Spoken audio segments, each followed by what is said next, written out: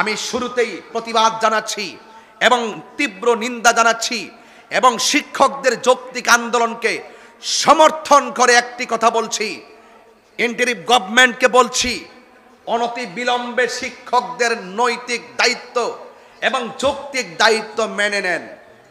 যদি মেনে না নেন তাহলে এখানে শিক্ষক নয়, যেই শিক্ষক ঢাকার মাঠে প্রতিবাদ করতে গিয়েছে সেই শিক্ষকের আবার লক্ষ লক্ষ শিক্ষকের লক্ষ লক্ষ সন্তান রয়েছে। কথা বলেন ঠিক কিনা? সেই সন্তানগুলো আবার মাঠে শিক্ষকদের যৌক্তিক দাবি আদায়ের লড়াইয়ে মাঠে নামার আগে তাদের দাবি মেনে নেন। অর্থ উপদেষ্টা আমাদের ব্রাহ্মণবাড়িয়ার, আমার ভাবতে অবাক লাগে, আপনি কত জায়গায় কত টাকা বরাদ্দ করেন, কত জায়গায় কত টাকা দিচ্ছেন, এখনই তো কত কোটি কোটি টাকা দিচ্ছেন। আমরা তো সব খবর রাখি, 400 কোটি, 300 কোটি, 2000 কোটি, কিন্তু আবার ব্রাহ্মণবাড়িয়া যায় দেখেন সব বাইঙ্গা সমান হয়ে রয়েছে। ওখানে তো দিলেন না, সারা শত শত লোক জ্যামের মধ্যে ঘন্টা 6 ঘন্টা পরে থাকে, সিলেট বিভাগের মানুষ ঘন্টার পর ঘন্টা পরে থাকে। আপনাকে বরাদ্দ করতে গেলেও মানুষের চাহিদার উপরে ডিপেন্ডস করে বরাদ্দ করতে হবে। এই দেশের শিক্ষক বাঁচলে শিক্ষা বাঁচবে, এই দেশের শিক্ষক বাঁচলে শিক্ষিত হবে, এই দেশের শিক্ষক বাঁচলে তাদের সন্তানরা শিক্ষিত হবে, এই দেশ সুন্দর করে সাজাবে, এই দেশের মানুষ সভ্য মানুষে পরিণত হবে। কথা বলেন ঠিক কিনা বলেন? আমি শিক্ষকদের সেই যৌক্তিক দাবিকে সমর্থন করি। হাজীগঞ্জবাসী, আপনারা কি সমর্থন করেন? হাত তুলে বলেন, আপনারা কি সমর্থন করেন? কথা বলেন ঠিক না বেঠে? এই দেশটা ওলিয়া উলিয়ার দেশ। চালাও সে পথে যে পথে তোমার প্রিয়জন গিয়েছেন চলি, এই প্রিয়জন হলো আল্লাহর ওলিগণ। আমি গতকাল সিলেট থেকে মাহফিল করে এসেছি, আগামীকাল ধোয়াভাঙ্গা, কালকে এরপরের দিন কুমিল্লা, মাগরিবের পরে কুমিল্লা থেকে মাহফিল করে যাবো চট্টগ্রাম হাটহাজারি, ডাবল মাহফিল, কুমিল্লা থেকে চট্টগ্রাম হাটহাজারি। রানটা কি কম না বেশি? তো দিনে রাত্রে যে পরিশ্রম করতেছি, আজকে ওয়াজ করে চলে গেলে কালকে কি আপনারা আবার ওলি আল্লাহকে ভুলে যাবেন? ওয়াজ ঘটনার নাম না, ওয়াজ চেতনার নাম। উদউ ইলা সাবিলি রাব্বিকা বিল হিকমাতি ওয়াল মাউইজাতিল হাসানা। আল্লাহ বলছেন, বন্ধু মানুষদেরকে দুইটা পদ্ধতির মাধ্যমে দ্বীনের দাওয়াত দেন, রবের দিকে ডাকেন। একটা হলো সুন্দর ব্যবহার, আর একটা হলো হিকমত।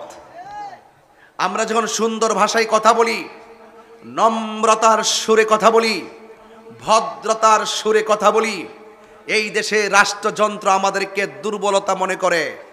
আর যারা রাস্তাঘাটকে উত্তপ্ত করে, জ্বালাও পোড়াও করে, গাড়ি ভাঙচুর করে, হত্যার অবরোধ দিয়ে মানুষকে আঘাত করে, তাদেরকে রাষ্ট্রযন্ত্র বেশি মূল্যায়ন করে।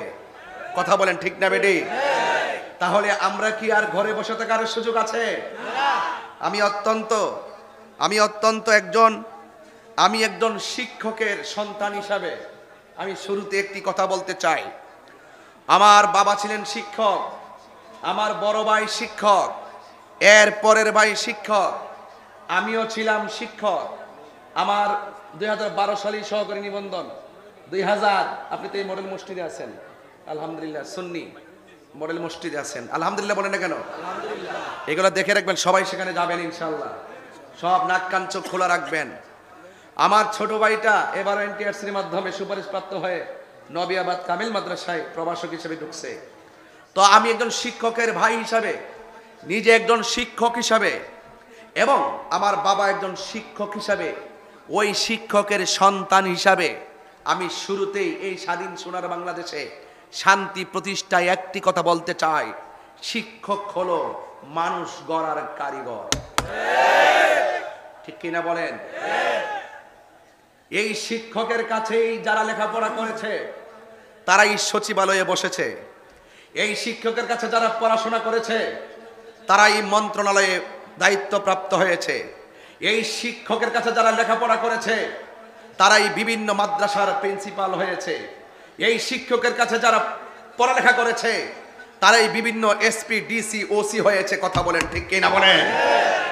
আমি দেখেছি এই বাংলাদেশের প্রধান উপদেষ্টা তিনি শিক্ষক, এই দেশের শিক্ষা উপদেষ্টা, তিনি শিক্ষক। এবং আজকে আমি একটা বিষয়ে অত্যন্ত কষ্ট পেয়েছি। আজকে শিক্ষকরা তাদের যৌক্তিক দাবি আদায়ের লক্ষ্যে ঢাকায় যখন তারা দাবি আদায়ের লক্ষ্যে ঢাকায় তারা সমাবেশ করেছিল, আমি দেখেছি অনেক অনেক প্রশাসনের মানুষ তাদের উপরে জল কামান নিক্ষেপ করেছে, তাদেরকে আঘাত লাঠিচার্জ করেছে, তাদেরকে গ্রেফতার করে নেওয়া হয়েছে। আমি একটি জাতি হিসাবে আমি নিজেকে লজ্জিত মনে করছি। এই চিত্র দেখতে হবে, এই দেশে শিক্ষকের গায়ে আঘাত করা হবে, এটা আমি কখনো আঘাত করা হয় এটা আমি কখনো আশা করিনি। আমি শুরুতেই প্রতিবাদ জানাচ্ছি এবং তীব্র নিন্দা জানাচ্ছি এবং শিক্ষকদের যৌক্তিক আন্দোলনকে সমর্থন করে একটি কথা বলছি, ইন্টারিম গভর্নমেন্টকে বলছি, অনতি বিলম্বে শিক্ষকদের নৈতিক দায়িত্ব এবং যৌক্তিক দায়িত্ব মেনে নেন। যদি মেনে না নেন তাহলে এখানে শিক্ষক নয়, যেই শিক্ষক ঢাকার মাঠে প্রতিবাদ করতে গিয়েছে সেই শিক্ষকের আবার লক্ষ লক্ষ শিক্ষকের লক্ষ লক্ষ সন্তান রয়েছে, কথা বলেন ঠিক কিনা? সেই সন্তানগুলো আবার মাঠে শিক্ষকদের যৌক্তিক দাবি আদায়ের লড়াইয়ে মাঠে নামার আগে তাদের দাবি মেনে নেন। অর্থ উপদেষ্টা আমাদের ব্রাহ্মণবাড়িয়ার, আমার ভাবতে অবাক লাগে, আপনি কত জায়গায় কত টাকা বরাদ্দ করেন, কত জায়গায় কত টাকা দিচ্ছেন, এখনই তো কত কোটি কোটি টাকা দিচ্ছেন। আমরা তো সব খবর রাখি, 400 কোটি, 300 কোটি, 2000 কোটি, কিন্তু আবার ব্রাহ্মণবাড়িয়া যাইয়া দেখেন সব বাইঙ্গা সমান হয়ে রয়েছে। ওখানে তো দিলেন না, সারা শত শত লোক জ্যামের মধ্যে ঘন্টা 6 ঘন্টা পরে থাকে, সিলেট বিভাগের মানুষ ঘন্টার পর ঘন্টা পরে থাকে।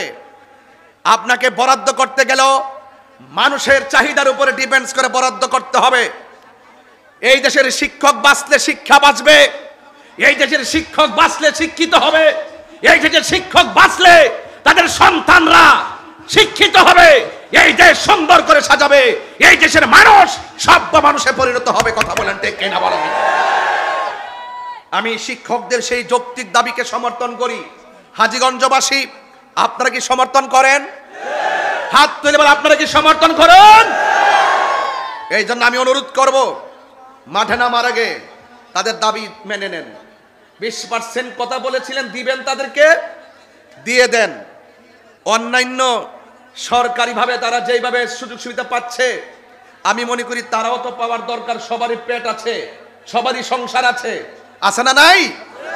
এই জন্য আপনাদেরকে বলবো এটা সুবিবেচনা রাখার জন্য। আমার বাবারা, একমাত্র দেখতে পাচ্ছি আমরা যারা সুন্নি আছি, সুন্নিদের সঙ্গে বৈষম্য এই বাংলাদেশে আছে না নাই? আরো বড় করে আছে না নাই? এই সুন্নিদের সঙ্গে বৈষম্য আছে, এই বৈষম্য দূর করতে হবে। সুন্নিদেরকে মাইনাস ফর্মুলায় রেখে আল্লাহর ওলির মাজারে আগুন ধরিয়ে যারা বিভিন্ন অপশক্তিকে বুকে টেনে নিয়ে যারা এই দেশকে নিয়ে বিভিন্ন চিন্তা করছেন, আমি বলবো আপনাদের চিন্তা শক্তির মধ্যে অনেক ত্রুটি আছে। আপনাদের মাথার উপরে যারা রাষ্ট্র চালাচ্ছেন, আপনাদের মাথার উপরে কালো মেঘ, আপনাদের মাথার উপরে অপশক্তি আসর করেছে। পীর মাশায়েখদের কাছে এসে ঝাড়ফুঁক নিয়ে যান, দেখবেন আপনার হৃদয় আলোকিত হবে, দেশ শান্তির নিকেতন হয়ে যাবে, কথা বলেন ঠিক কিনা?